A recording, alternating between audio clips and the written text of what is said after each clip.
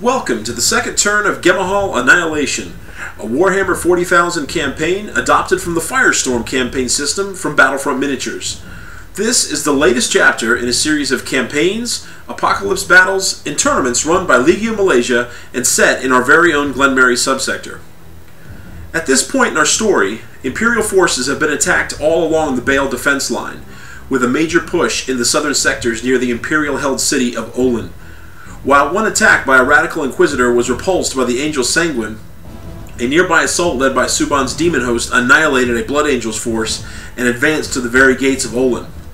Subsequent breakthroughs in the strategic phase allowed the demon army to completely surround Olin and cut them off from their vital supply lines.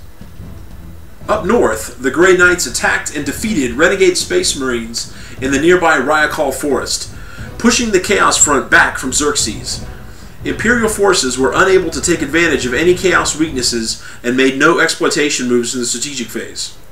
With all this in mind, I asked both commanders what their respective plans were for the second campaign turn. In turn 2, we managed to get Alpha Legion in. So now we have surrounded Oli. So we need to take the city. So I'm going to attack it and let Iqbal distract anything that is going to stop us. For turn 2, basically we had a good start in turn 1. So what we need to do is to consolidate again, make sure that we strengthen the territory that we captured in turn 1 and hold on to that.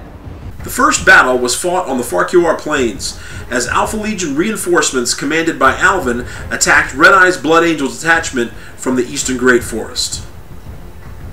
Alvin chose to reinforce his army with the Predator and Dreadnought Firestorm troops.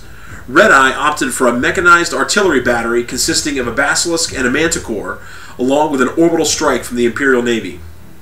While Red Eye's army was in supply, Alvin's was not. The rail lines from the Eastern Great Forest must go through either Olin or Bellador, both of which were under Imperial control. Alvin rolled on the out-of-supply table and got the rare good positive result of fight to the death with a roll of 6. This made his entire army fearless, and any troops already fearless would no longer suffer additional wounds from losing combat. The dark glory of chaos indeed. In a 1750-point pitched battle, Alvin completely wiped out Red Eye's force.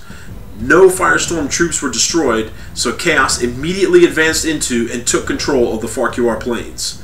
Chaos victory. Up next, Arzmi and his Grey Knights, fresh from their conquest of the Ghemehaal forest, pressed the attack into the Blight Mountains. This territory was defended by Iqbal's Alpha Legion allied Radical Inquisition force. Arzmi once again used his mechanized engineer section for Firestorm troops, while Iqbal had no Firestorm troops available, not expecting the Imperial advance to cut so deeply into Chaos lines. The Grey Knights were in supply, but once again Chaos forces were out of supply. Due to the rough mountain terrain, there is no rail line in the Blight Mountains. However, in another stroke of Chaos luck, Iqbal's roll on the out-of-supply table resulted in no effect. After a hard-fought 1750-point spearhead battle that resulted in both armies suffering huge casualties, Arzmi once again prevailed against Chaos.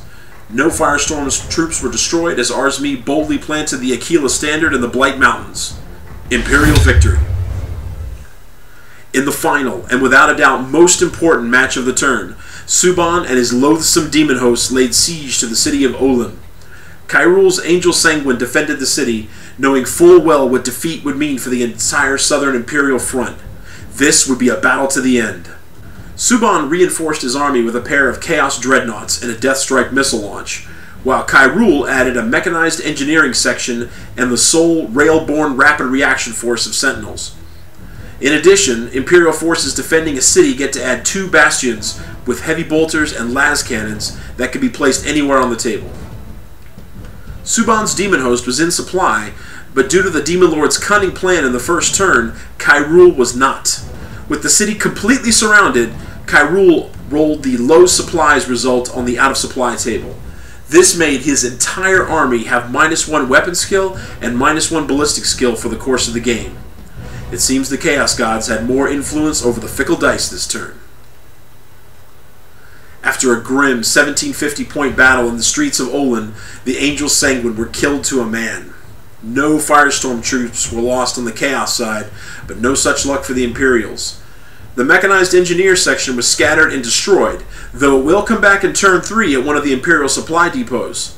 The real loss was the rapid reaction force. It was not destroyed in the battle, but because Olin was completely surrounded and had nowhere to retreat to, so it was captured and permanently removed from the game, giving 5 victory points to the Chaos side.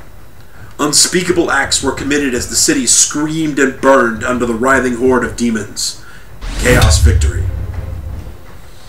Once the battles were fought, we turned back to the map and completed the final part of the turn, the strategic phase. Once again, nothing much materialized from the sabotage and security portion. Despite Chaos gains, the Imperial side was able to move troops as needed. Alpha Legion operatives were unable to affect troop movement through their activities. However, this did prevent the Arbites from being used to prevent exploitation moves, and these were once again very effective for the Chaos side. Because the Imperial forces desperately needed all available Firestorm troops, they chose not to occupy the previous gains in the Nerazaf Gap and the Blight Mountains.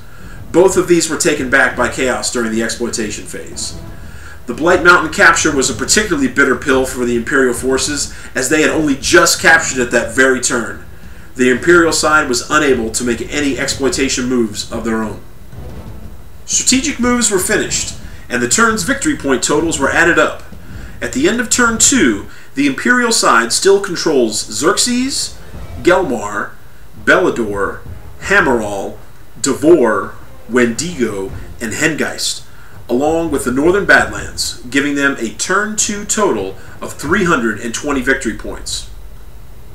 Chaos controls Necros, Gregorius, Hexus, Olin, the Blasted Plains, the Farquhar Plains, and they've captured the Rapid Reaction Force, for a total of 155 victory points. This drops the Imperial point advantage from 250 last turn to only 135 for turn 2. Chaos is closing in. With the final battle fought and the strategic moves made, I asked both commanders how they felt the turns went. It was good. It was really, really good. Alpha Legion getting the game. The demons managed to take all in. The all is ours. And the Inquisition did a good job. Turn 2 didn't go too well. Alright, we got screwed by the Chaos forces. I must say that the Demon Prince Subhan, alright, managed to slightly defeat the Angel Sanguine. On the other front, alright, again the Renegade Inquisition got screwed by the Grey Knights, so that was good. Alright, we're hoping for a good turn 3. And that's it for turn 2, good citizens. The city of Olin, only recently liberated by Imperial forces before the start of the campaign, has cruelly been returned to the madness of Chaos. Chaos forces have wedged an enormous salient into Imperial lines. Will Chaos capture the Thessaly Plains and cut off 3 Imperial cities in one stroke? Or will Imperial forces retake Desica Nox and turn a Chaos salient into a cut-off pocket? Tune in this Friday to find out. Ghemehaal Annihilation has a long way to go. This hobby video has been brought to you by Legio Malaysia, the premier wargaming club in Malaysia since 2008. For more information about our club, please visit our site at legiomalaysia.blogspot.com. To contact us, email us at legiomalaysia@gmail.com. Thanks for watching.